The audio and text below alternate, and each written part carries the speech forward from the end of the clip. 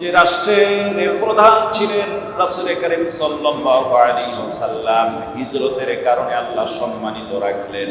আর মুসলিম হিসাবে আরবি হিজরি সাল জেনে রাখা আমাদের সকলের জন্য জরুরি, কারণ যত ইবাদত আছে সমস্ত ইবাদতগুলি আজ আরবি মাসের সঙ্গে জড়িত। কথা বলেন না কেন? আমরা এমন একটি মাসে উপস্থিত হয়েছি যে মাসটিকে আল্লাহ তাআলা সম্মানিত বলেছেন, নিষিদ্ধের মাস বলেছেন। জোরে বলেন সুবহানাল্লাহ। আল্লাহ তাআলার সব মাসেই তো আল্লাহ তাআলার কাছে সমান, কিংবা আল্লাহ তাআলাই সৃষ্টি করেছেন। কথা বলেন না কেন? কিন্তু সব মাস আল্লাহ তাআলা সৃষ্টি করলেও 4টি মাসকে আল্লাহ তাআলা বলছেন সম্মানিত। জোরে বলেন সুবহানাল্লাহ। কোরআনের ভাষায় কয়টি মাস? আমরা কি সকলে জানি এই 4টি মাস কি কি সম্মানিত? জানি না। সকলে জানি? আলহামদুলিল্লাহ। আমার এক শ্রদ্ধেয় বড় ভাইজান বলছেন যে হ্যাঁ আমি জানি 4টি মাস সম্মানিত। আমরাও একটু জানতে চাই ভাইজান 4টি মাস কি কি সম্মানিত একটু বলুন। মজাকার হচ্ছে।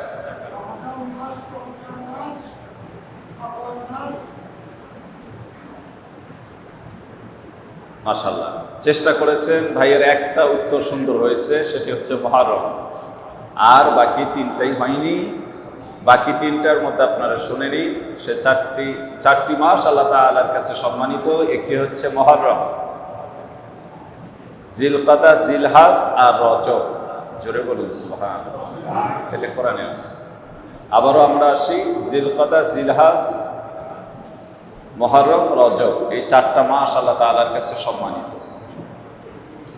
এই জন্য আল্লাহ রাব্বুল আলামিন কোরআনে কারীমের ভিতরে জানায় দেন, ইন্না ইদ্দাতাশ শুহুরি ইনদাল্লাহি 12 শাহরান ফি কিতাবিল্লাহি ইয়াওমা খালাকাস সামাওয়াতি ওয়াল আরদা মিনহা আরবাআতুন হুরুম যালিকা আদ-দীনুল কাইয়্যিম ফালা তাযলিমু ফীহিন্না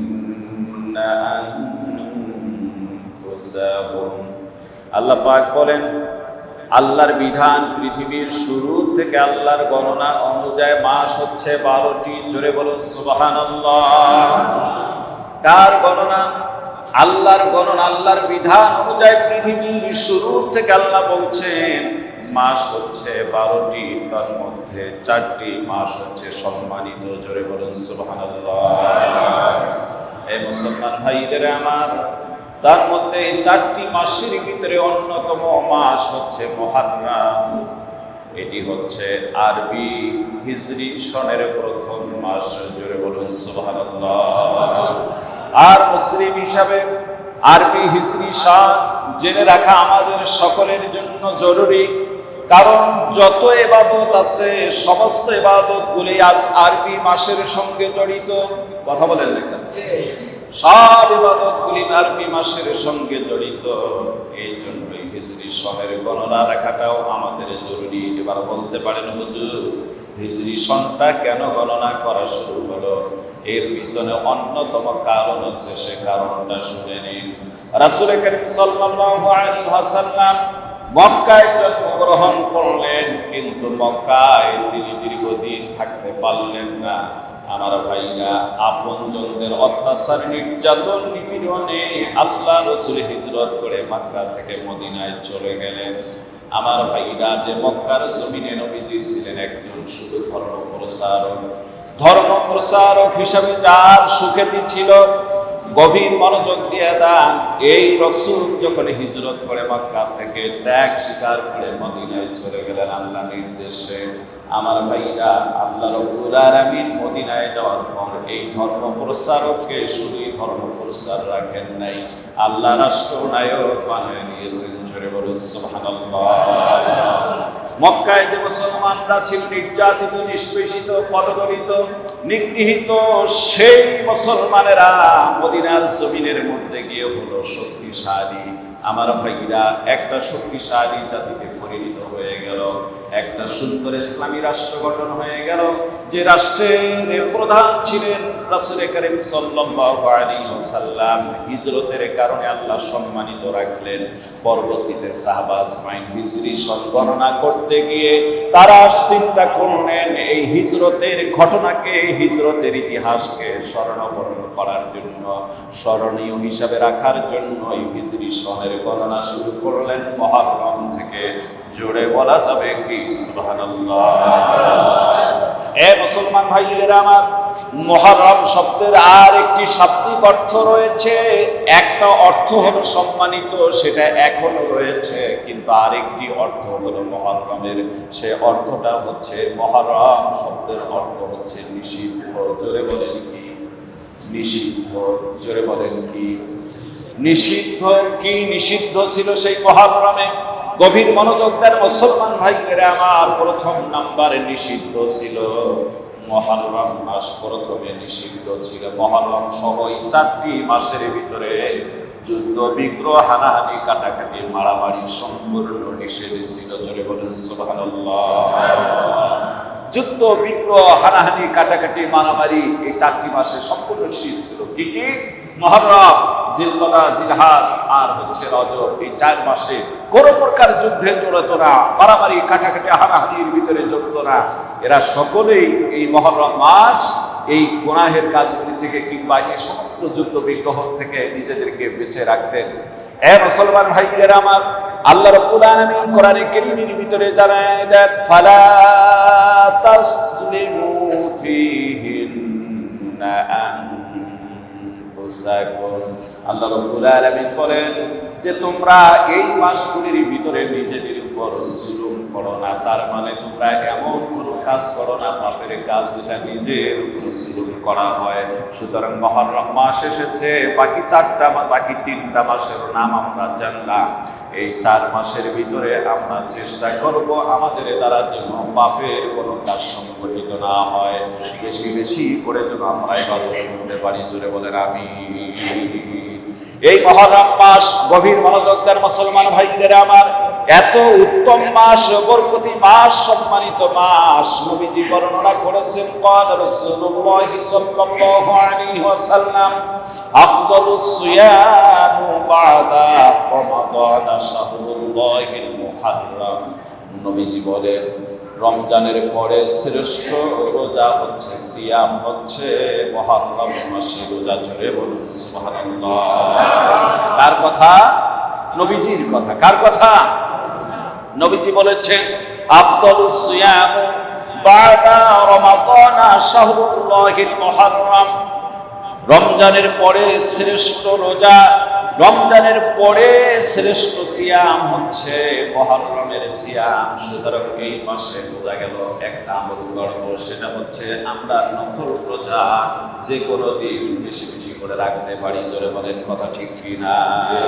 যেহেতু শ্রেষ্ঠ রোজা বলা হয়েছে, কথা বলেন না কেন?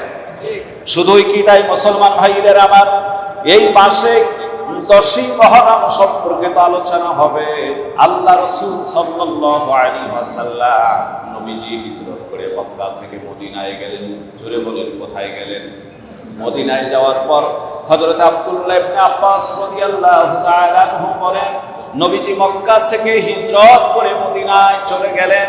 মদিনায় চলে যাওয়ার পর তিনি দেখলেন ইহুদিরা 10ই মুহররম রোজা রাখেন। আল্লাহ রাসূল সাল্লাল্লাহু আলাইহি ওয়াসাল্লাম বর্ণনা করেন, তোমরা এই দিন কেন রোজা রাখো? তারা বলল যে এই দিন হযরত মুসা আলাইহিস সালাম ফেরাউনের উপর বিজয় হয়ে নীল নদ পাড়ি দিয়ে গিয়েছেন। নীল নদের ভিতর দিয়ে আল্লাহ একাধিক রাস্তা তৈরি করে দিয়েছেন। মুসা নবী দলবল নিয়ে সকর্ম নিয়ে চলে গিয়েছিলেন, আর ফেরাউন ওই নীল নদে ডুবে পড়েছিল। এই দিন মুসা আলাইহিস সালামকে আল্লাহ বিজয় দিয়েছেন। এই জন্য শুকরিয়া স্বরূপ আমরা এই দিন রোজা রাখি। আল্লাহর নবী ইহুদিদেরকে বললেন, তোমরা শুনে নাও, আহাব্বু বি হুসনি মুসা মিনকুম ফাআমারাহু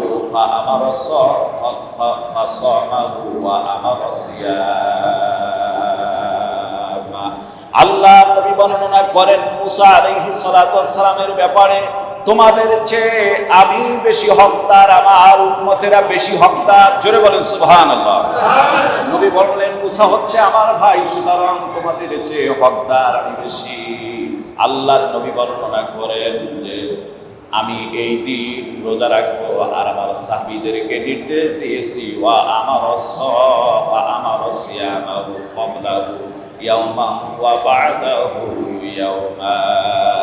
নবীজি বর্ণনা করলেন, আমি আমার সাহাবীদেরকে বর্ণনা করলাম এই 10ই মুহররম আশুরার দিনের সাথে আল্লাহর নবী বলেন আগে কিংবা পরে আরেকটা রোজা রাখার জন্য সাহাবীদের নির্দেশ দিলাম। জোরে বলুন সুবহানাল্লাহ। তাহলে ইহুদিরা শুধু 10ই মুহররম রোজা রাখতো একটা, জোরে বলেন কয়টা? আমরা রাখবো 2টা। এটা নবীজির নির্দেশ, ঠিক কিনা বলেন? কার নির্দেশ? নবীজির নির্দেশ। এই জন্য আল্লাহর হাবিব সাল্লাল্লাহু আলাইহি ওয়াসাল্লাম বর্ণনা করে দিয়েছেন, নবীজি বর্ণনা করেন, আল্লাহর নবী বর্ণনা করেন যে এই দিন রোজা রাখলে লাভটা কি। নবীজি বর্ণনা করেন ক্বালা রাসূলুল্লাহ সাল্লাল্লাহু আলাইহি ওয়াসাল্লাম সিয়ামু আশুরা আহতাসিবু আলা আল্লাহি আন ইউকাফিরা সানাতাল্লাতী ক্বাবলাহু ওয়াস সানাতাল্লাতী বা'দা। সূরা সুবহানাল্লাহ। নবীজি বর্ণনা করেন আমি আশা রাখি 10ই মুহররমের রোজা, আমি আশা রাখি 10ই মুহররমের রোজা। আল্লাহর নবী বর্ণনা করেন আমি আশা রাখি এই দিনের রোজা আমার উম্মতদেরকে এবং আমার জন্য, আমার উম্মতের জন্য সামনের 1 বছর এবং পিছনের 1 বছরের গুনাহ মাফ হয়ে যাবে। জোরে বলুন সুবহানাল্লাহ। এত বরকতময়, এজন্য আমরা এদিন রোজা রাখবো, পারবো না ইনশাআল্লাহ? ইহুদিরা রাখে একটা, আমরা রাখবো 2টা। আমরা 9 মুহররম 10ই মুহররম রাখতে পারি, অথবা 10-এর সাথে যোগ করে 11ই মুহররম রাখতে পারি। তার মানে 10 থাকবে, তার আগে পরে আর একটা পড়ার নির্দেশ এসেছে। আমরা রাখবো কয়টা? 2টা। আল্লাহ যেন আমাদেরকে কবুল করে নেয়, বলুন আমিন।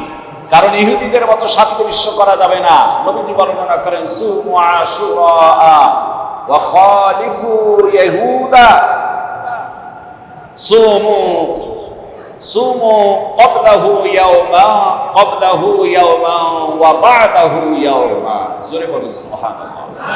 নবীজি বলেন তোমরা রোজা রাখবা 10ই মুহররমের দিন, তবে ইহুদিদের মতো নয়, তাদের বিপরীত রোজা রাখবে। কি বিপরীত? 10ই মুহররম তো তোমরা রোজা রাখবে, এটা ইহুদিরাও রাখে। তোমরা 10-এর সঙ্গে আর একটা রোজা হয় সামনে অথবা পিছনে যোগ করে নিবা। জোরে বলুন সুবহানাল্লাহ। এটা কার কথা? নবীজির কথা। এজন্যই বরকতময় মাস আমরা বেশি বেশি করে ইবাদত করব, আল্লাহ যেন কবুল করে, বলুন আমিন। আর যেহেতু এটা আরবি সনের হিজরি সনের প্রথম মাস, এই মাসের গণনাও রাখবো এবং আরবি মাসগুলির হিসাব রাখবো। পাশাপাশি আমার ভাইরা আমরা বেশি বেশি করে এই মুহররম মাসে ইবাদত বন্দেগী করব। মুহররমের কতগুলি কুসংস্কার আছে, সেগুলি যেন আমাদের মাঝে না আসে। সেই কুসংস্কারগুলি সম্পর্কে আগামী জুমায় আলোচনা হবে।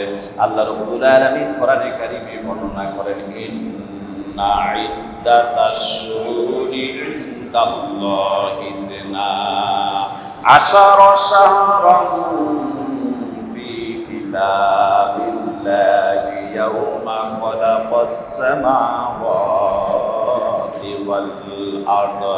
আল্লাহ বলেন নিশ্চয় আল্লাহর গণনা অনুযায়ী পৃথিবীর শুরু থেকে মাস হচ্ছে 12টি, তার মধ্যে 4টি মাস হচ্ছে সম্মানিত। জোরে বলেন সুবহানাল্লাহ। আল্লাহ বলেন যালিকা দীনুল কাইয়্যিম, এটা হচ্ছে আল্লাহ রাব্বুল আলামিনের সুস্পষ্ট বিধান। আল্লাহ পাক বলেন ফালা তাযলিমু ফীহিন্না আনফুসাকুম, তোমরা এই মাসগুলির ভিতরে নিজেদের উপর জুলুম করো না, পাপের সঙ্গে জড়িয়ে পড়ো না। এই মাসগুলি তোমরা নিজেদের উপর কোনো জুলুম করো না। জোরে বলুন সুবহানাল্লাহ।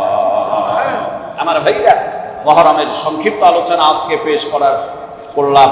আল্লাহ যদি তৌফিক এনায়েত করেন মুহররমের বিস্তারিত আলোচনা আগামী জুমায় হবে ইনশাআল্লাহ। কারবালা সহ আগামীতে বিস্তারিত আলোচনা হবে।